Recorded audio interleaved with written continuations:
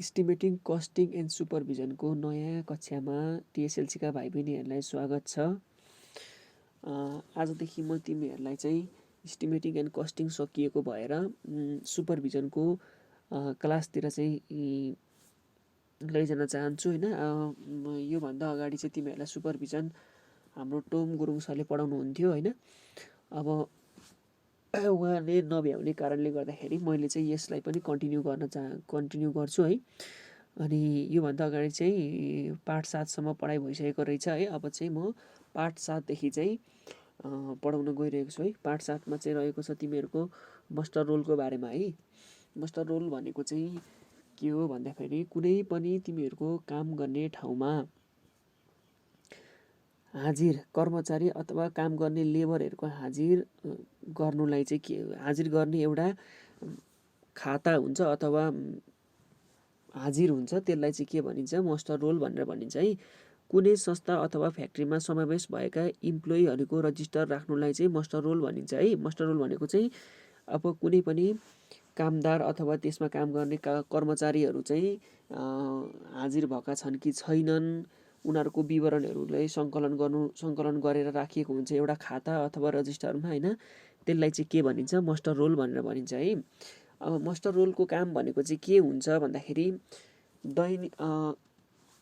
एक भनेको चाहिँ तिनीहरूको विवरण सङ्कलन गर्न सकिने भयो। दोस्रो भनेको चाहिँ तिनीहरूको तलब हिसाब गर्नलाई, अनि तिनीहरूको आउनेदेखि जाने समय के कस्तो छ होइन, तिनीहरू काममा आए कि आएनन् भन्ने कुराहरूलाई चाहिँ मस्टर रोलले चाहिँ विवरण प्रदान गर्छ है, विवरण प्रदान गर्छ। अब यहाँ के भनेको छ हेर, कुनै पनि कम्पनी अथवा संस्थामा कार्यरत सम्पूर्ण कर्मचारीहरूको विवरण सङ्कलन तथा रेकर्ड गर्ने कार्यलाई मस्टर रोल भनेर भनिन्छ। मस्टर रोल भनिन्छ है। कुनै विभागमा कार्यरत सम्पूर्ण कर्मचारीहरूको नाम, कार्यको प्रकार, उमेर लगायत विवरणहरूको मेजरमेन्ट बुकमा रेकर्ड गरिन्छ। हो, त्यो रेकर्ड गरिएको जुन मेजरमेन्ट बुक छ त्यसलाई चाहिँ मस्टर रोल भनिन्छ है। मस्टर रोलमा रेकर्डिङ गरिएका सम्पूर्ण कामदार तथा कर्मचारीहरूको सङ्ख्या र उनीहरूको दैनिक के कति सङ्ख्यामा आवश्यक पर्दछ त्यसको विवरण प्रत्येक दिन सहायक विभागीय अफिसर कहाँ पुर्याइन्छ। भन्नुको मतलब कति कर्मचारीहरू छन् होइन, के कति सङ्ख्यामा चाहिन्छ, कति कर्मचारीहरू आए कति कर्मचारीहरू आएनन् भन्ने कुरा चाहिँ मस्टर रोलमा रेकर्ड गरेर त्यो चाहिँ के गरिन्छ विभागीय अफिसर प्रशासक कहाँ पुर्याइन्छ है। उसले पनि थाहा पाउनु पर्यो है आजको साइटमा चाहिँ कतिजना मान्छे आएको थिए, 10जना मान्छे आएको थिए, 10जना मान्छे आउनु पर्नेमा कतिजना मान्छे आए, कतिजना आएनन्, कतिजनाले बिदा लिए होइन। अनि त्यो कुराहरू चाहिँ प्रशासकीय मान्छेलाई होइन देखाउनु पर्ने हुन्छ। त्यो देखाइसके पछाडि देखाइसकेपछि अब मस्टर रोलको काम भनेको अर्को के हुन्छ भन्दाखेरि एकाउन्टेन्टलाई बुझाउनु पर्छ। उसले के गर्छ बिदाको हिसाब गर्छ होइन, कतिजना मान्छेहरू आए कि आएनन्, कतिजनाहरू छुट्टीमा गए होइन, त्यो कुराहरू हिसाब गरेर उसले चाहिँ तलबको हिसाब गरिदिन्छ है। मस्टर रोलको काम भनेको चाहिँ त्यो हो। अब मस्टर रोलमा के हुनुपर्छ, प्रत्येक कार्यको एक अथवा एकभन्दा बढी मस्टर रोल तयार गर्नुपर्ने छ। अब भन्नुको मतलब कुनै पनि तिम्रो एउटा घर बनिरहेको छ, त्यो घरमा आउने कर्मचारीको चाहिँ एउटा मस्टर रोल हुने भयो है आवश्यकता अनुसार। अब तिम्रो के हुँदैछ त्यही ठाउँमा अर्को ठाउँमा रोड बनिरहेछ भने, त्यही कम्पनीको काम भइरहेछ भने रोडको मस्टर रोल बेग्रै हुने भयो। भन्नुको मतलब तिम्रो हरेक एउटै कम्पनीमा धेरैवटा काम छ भने त्यो कामको आधारमा धेरैवटा मस्टर रोल पनि बनाउन सकिन्छ है। अनि प्रत्येक पटक कुनै महिनाको लेबरलाई पेमेन्ट गरिसके पश्चात मस्टर रोलमा अपडेट गर्नुपर्ने छ। अब यदि के छ भने तिम्रो कुनै पनि कर्मचारीले महिना नपुगिकन अगाडि नै तिम्रो एडभान्स पेमेन्ट लिएको छ, एडभान्स पेमेन्टलाई तिमीलाई उसको स्यालेरी चाहिँ उसको तलब भनेको 10,000 थियो, तर महिनाको बिचमा चाहिँ उसले 5,000 रुपियाँ सापट्टि लिएर गयो पेशकी स्वरूप है। त्यस्तो भने के हुन्छ मस्टर रोलमा हामीले घटाउनु पर्ने हुन्छ है। मस्टर रोललाई पनि अपडेट गर्नुपर्ने हुन्छ होइन। अनि लेबरहरूको डेली एटेन्डेन्स उपस्थिति तथा अनुपस्थितिलाई चाहिँ मस्टर रोलमा स्पष्टताका साथ लेख्नुपर्ने हुन्छ। किन उपस्थित भएन होइन, के कारण उसको कारण के थियो, बिदा उसले किन लियो भन्ने कुराहरू पनि मस्टर रोलमा लेख्नुपर्ने छैन। सम्भव भएसम्म मस्टर रोल बन्द गरे पश्चात पेमेन्ट भुक्तानी गर्नुपर्ने छ। भन्नुको मतलब 1 महिनाको मस्टर रोल तिमीले मास्टर रोलमा तिमीले हिसाब गरिसके पछाडि के गर्नुपर्छ, लेबरहरूलाई चाहिँ भुक्तानी दिनुपर्छ, उसको कति भएको छ हिसाब किताब गरिदिनुपर्छ है। अब भुक्तानी गरिएन भने पनि के गर्नु पर्यो, उसलाई कमसेकम बिलसम्म चाहिँ काटेर दिनु पर्यो, तिम्रो यो महिनाको यति भएको छ भनेर चाहिँ बिल काटेर दिनु पर्यो।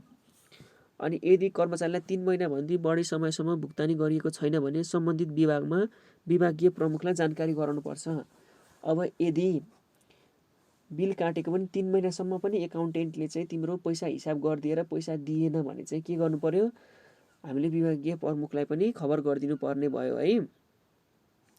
अनि मास्टर रोलमा अर्को के पनि गरिन्छ भन्दाखेरि आज लेबरहरूले के काम सम्पन्न गरे, आज लेबरहरूले के काम गर्नेवाला छन् होइन, कति लेबर चाहिन्छ, भोलि कतिजना लेबर चाहिन्छ भन्ने कुराहरू पनि हामीले के गर्नुपर्छ, उल्लेख गर्नुपर्छ है। भन्नु मतलब भोलि आज तिमीलाई 10जना लेबरले पुग्यो, अब भोलि तिमीलाई 15जना लेबर चाहिएको छ भने के गर्नु पर्यो, 5जना लेबरहरूको जोहो गर्नुपर्ने हुन्छ, जसले गर्दाखेरि चाहिँ आजै कामको अवस्था हेरेर कति लेबर चाहिन्छ, आजको कार्य प्रगतिहरू चाहिँ विवरणमा मास्टर रोलमा पनि समावेश गर्ने गरिन्छ है। तर मुख्यत भनेको चाहिँ तिम्रो कर्मचारीको चाहिँ हाजिर हो है यसमा चाहिँ। अनि यदि कर्मचारीलाई छोटो समयको लागि आकस्मिक रूपमा ल्याई काममा सहभागी गराइएको छ भने सम्पन्न भए पश्चात क्याजुअल मास्टर रोलको आधारमा भुक्तानी गर्नुपर्नेछ। यो भनेको चाहिँ तिम्रो अब यो लेबरहरू भनेको त के हो, तिम्रो महिनावारी होइन। अब त्यहाँको स्थायी कर्मचारीहरू पनि हुनुहुन्छ, कोही भनेको चाहिँ अब तिम्रो रङ लाउने काम छ भने 1 दिनको लागि 2 दिनको लागि आउने गर्छन् होइन। त्यस्तोको लागि चाहिँ के गर्ने, एउटा अस्थायी मास्टर रोल जस्तो बनाउने है, त्यसलाई चाहिँ के भनिन्छ, क्याजुअल मास्टर रोल भनिन्छ। अस्थायी मास्टर रोल बनाएर के गर्ने, उसलाई चाहिँ भुक्तानी दिने, उसको अब 2-3 दिन कति काम गर्न आउँछ त्यसको भुक्तानी दिने है। भनेपछि मास्टर रोलको काम भनेको के रहेछ भन्दाखेरि 1 नम्बर भनेको कर्मचारीको हाजिर गर्ने, 2 नम्बर भनेको बिदा गयो भने बिदा के कारणले गयो, किन गयो होइन, कस्तो छ के छ भनेर सबै कुरा विवरणहरू उल्लेख गर्ने, उसको ठेगाना पद होइन त्यो कुराहरू पनि मास्टर रोलमा उल्लेख गर्ने होइन। त्यस पछाडि कार्य विवरण प्रगतिहरू पनि त्यसमा समावेश गर्ने है। त्यो भनेको चाहिँ तिम्रो मास्टर रोलको काम भयो। अब मास्टर रोलमा के हुनुपर्छ होइन, सामान्यतया लेबरहरूको रोल अनुसार पेमेन्ट गरिन्छ। मास्टर रोलमा निम्न अनुसारले इन्ट्री गरिन्छ है। के हुनुपर्छ मास्टर रोलमा, एउटा कामदारको नाम हुनु पर्यो, उमेर हुनु पर्यो, लिङ्ग हुनु पर्यो, अब ऊ जोइन भएको, ऊ कहिले त्यहाँदेखि काम गर्न थालेको, जोइन भएको मिति चाहियो, उसको नम्बर चाहियो, सिरियल नम्बर कति नम्बर हो उसको होइन, उसको इम्प्लोइ कस्तो प्रकारको हो भन्नु मतलब ऊ त्यहाँको अस्थायी कर्मचारी हो कि कन्ट्र्याक्ट अनुसार आएको भन्नु। कन्ट्र्याक्ट अनुसार भन्नु मतलब म 1 हप्ता काम गर्छु अथवा 1 महिना काम गर्छु अथवा 6 महिना काम गर्छु भनेर कन्ट्र्याक्ट गरेर आएको है। कन्ट्र्याक्ट गरेर आएको हो कि ऊ त्यहाँको रेगुलर कर्मचारी हो, त्यो पनि खुलाउनु पर्यो। के कस्तो प्रकारको इम्प्लोइ हो, अब ड्राइभर हो कि होइन, कति तहको इम्प्लोइ हो होइन, त्यो हुनु पर्यो। उसको पेमेन्टको दर कति छ, अब 500, 600, 800, 1000, उसको डर कति छ, उपस्थिति अनुपस्थिति कस्तो छ, त्यो कुराहरूको चाहिँ के गर्नु पर्यो, हामीले मास्टर रोलमा इन्ट्री गर्नु पर्यो है। त्यस पछाडि अब टाइप्स अफ वर्कर, मास्टर रोलमा काम गर्नका लागि कस्ता वर्करहरू हुन्छन् भने 3 किसिमका हुन्छन्। एउटा भनेको डेली वर्कर, सिजनल वर्कर र पर्मानेन्ट वर्कर्स। अब डेली वर्कर भनेको के हुन्छ, तिम्रो कहिलेकाहीँ 1 दिन अब तिमीलाई अब घर बनाइरहेछौ होइन, अरू बेला वाल लाउने काममा भनेको 1-2 जना मिस्त्री अनि 3 जना जति हेल्पर भयो भने हुन्छ। तर ढलाइमा के गर्नुपर्छ, ढलाइ आयो भने के गर्नुपर्छ, तिमीलाई 15 जना मान्छे चाहिन्छ है। हो भनेपछि तिमीले के गर्नु पर्यो, 1 दिन अकस्मात के गर्नु पर्यो, 1 दिनको लागि भनेर वर्करहरू ल्याउनु पर्यो, कामदारहरू ल्याउनु पर्यो 1 दिनको लागि भनेर। हो त्यस्ता वर्करहरूलाई के भनिन्छ, डेली वर्कर भनिन्छ होइन। अनि सिजनल वर्कर भनेको चाहिँ तिम्रो अब एउटा कुनै कामको लागि तिमीले एउटा पुरै घर बनाउनको लागि पुरै ठेक्का दियौ है। त्यो ठेक्का भनेको अब घर बनाउन कम्तीमा पनि 5 देखि 6 महिना लाग्ने गर्छ होइन। अब घर हेरिकन भनेको मतलब तिनीहरूले 1 सिजन जति काम गर्छन् है। भनेपछि तिनीहरूलाई चाहिँ के भनिन्छ, सिजनल वर्कर भनिन्छ। अब पर्मानेन्ट वर्करहरू भनेको चाहिँ तिम्रो के हुन्छ, कम्पनीहरूमा हुन्छ, ठुल्ठुलो कन्स्ट्रक्सन कम्पनीहरूमा अब लगभग अब सुपरभाइजरहरू होइन, अनि यो इन्जिनियरहरू यस्तोहरू चाहिँ के हो, तिम्रो पर्मानेन्ट वर्करहरूमा पर्न जान्छन् है। अब कोहीमा चाहिँ के हुन्छ, मिस्त्रीहरू पनि तिम्रो कम्पनीको मिस्त्री भन्ने हुन्छ होइन, कम्पनीको इलेक्ट्रिसियन भन्ने हुन्छ, कम्पनीको ओभरसियर, कम्पनीको सब ओभरसियर भन्ने हुन्छ। त्यो कुरा तिनीहरू भनेको चाहिँ के हुन्छ, पर्मानेन्ट वर्करहरूमा पर्छन् है।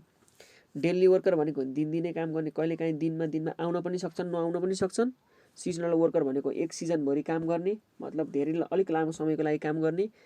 पर्मानेन्ट वर्कर भनेको स्थायी कर्मचारीहरू है। अब पेमेन्ट प्रोसेस कस्तो हुन्छ त मास्टर रोलमा? मास्टर रोलमा कसरी पे गरिन्छ, कसरी भुक्तानी दिइन्छ भन्ने कुरा है। पहिला के गरिन्छ, सम्पूर्ण कामदारहरूको महिनाको अन्तिममा के कति उपस्थिति छ त्यसको हिसाब गरिन्छ है। 30 दिनमा कति दिन उपस्थित छ भन्ने कुरा हिसाब गरिन्छ। त्यस पछाडि कति दिन, अब कम्पनीको नियमअनुसार कम्पनीले महिनाको कति दिन बिदा दिन्छ त्यो हेरिन्छ है। कम्पनीको नियमअनुसार चाहिँ कति दिन बिदा दिन्छ, अनि त्यो बिदाभन्दा बाहेक उसले कति दिन बिदा लियो। अब कम्पनीको नियमअनुसार 3 दिन बिदा दिएको छ भने उसले 4 दिन बिदा गयो भने के हुन्छ, 1 दिनको पैसा काटिने भयो है। 3 दिनसम्म उसको काटिँदैन हो। यसरी नै गरेर के गरिन्छ तिम्रो, अब उसले सपोजको लागि एउटा मानौ 30 दिन, 1 महिनामा 30 दिनमा ऊ कति दिन हाजिर भयो, 21 दिन हाजिर भयो अरे। अनि कम्पनीले चाहिँ के गर्छ, 3 दिन मात्रै बिदा तिम्रो के दिन्छ, शनिबार बाहेक 3 दिन बिदा चाहिँ लिन पाउँछ भने उसले चाहिँ 6 दिन बिदा लियो अरे। भनेपछि के गर्यो, 3 दिन एक्स्ट्रा लियो भनेपछि के गर्नु पर्यो, हाम्रो ऊ 21 दिन उपस्थित भएकोमा के गर्नु पर्यो, फेरि 21 मा पनि अझै 3 घटाउनु पर्यो। 18 दिन मात्रै ऊ 18 दिनको चाहिँ के हुने भयो, उसको पैसा हिसाब हुने भयो है। अनि यसरी हिसाब गर्नको लागि मास्टर रोलबाट टाइम कार्डमा पनि भर्न सकिन्छ है। अब यो टाइम कार्ड भन्ने हुन्छ, टाइम कार्ड भनेको चाहिँ कति घन्टा, दिनको पनि कति घन्टा आयो भन्ने कुरो टाइम हिसाब गर्नेलाई चाहिँ टाइम कार्ड भन्छ है। त्यो भनेको चाहिँ अब हाजिर सिस्टममा हुँदैन है। त्यो चाहिँ कोही कोहीको चाहिँ टाइममा पनि हुन्छ है। भन्नु मतलब 1 दिनमा कति घन्टा काम गर्यो भन्ने इन्ट्री गर्नलाई चाहिँ टाइम कार्ड हुन्छ है। अनि अब के गरिन्छ, कामदारको क्याटेगोरी अनुरूप फिक्स गरिएको रेट र दिनहरू गुणन गर्ने र पूर्ण रकम हिसाब गर्ने। अब के गरिन्छ, कामदारहरूको कति छ रेट, त्यो रेट हिसाब गरेर निक्लिएको दिनसँग चाहिँ गुणन गरेर के गरिन्छ, उसको पैसा निकाल्ने गरिन्छ है। अनि बिदाहरूको हिसाब चाहिँ कटाउने गरिन्छ। त्यसपछि के गरिन्छ, उसको अनलाइन पेमेन्ट अथवा उसलाई बोलाएर हातमा चाहिँ उसको चेक डिपोजिट अथवा क्यास पैसा दिने गरिन्छ है। यो गरेर चाहिँ पेमेन्ट गरिन्छ है। भन्नुको मतलब तिमीले चाहिँ मास्टर रोलमा के गर्नु पर्यो भन्दाखेरि, मास्टर रोलले के काम गर्छ, मास्टर रोल किन गरिन्छ, मास्टर रोलमा इन्ट्री गर्ने विवरणहरू के हुन्, मास्टर रोलमा भुक्तानी गर्ने तरिका के छ होइन। यो कुराहरू चाहिँ तिमीहरूले बुझ्नुपर्ने हुन्छ है। प्रायः जस्तो एक्जाममा चाहिँ त्यही क्वेसनहरू सोध्ने गर्छ है। अब तिमीहरूलाई यहाँ मास्टर रोलको एउटा फर्मेट पनि छ। यो भनेको चाहिँ एकदम साधारण फर्मेट हो होइन। हाम्रो हाजिर जस्तो हुन्छ त्यस्तै किसिमको हुन्छ है। अब यहाँ के भनेको छ, नेम अफ वर्कर भनेको छ, कर्मचारीको नाम के हो, कर्मचारीको बुवाको नाम के हो होइन, त्यति मात्रै छ है।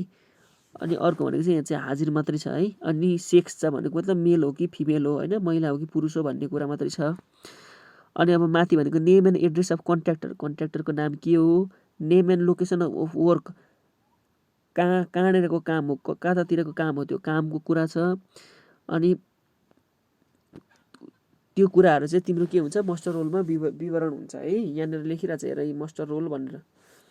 अर्को मास्टर रोल पनि यहाँ छ, अर्को मास्टर रोलको पनि एक्जाम्पल त्यो भनेको चाहिँ यहाँ के छ, नेम अफ वर्क पेन, कर्मचारीको नाम के हो, सिरियल नम्बर के हो, उसको दर्जा के हो, उसले कति दिन काम गर्यो, काम गरेको युनिट के हो होइन, रेट कति छ, यस्तै कुराहरू हुन्छ है। अनि नेम अफ कम्पनी छ माथि।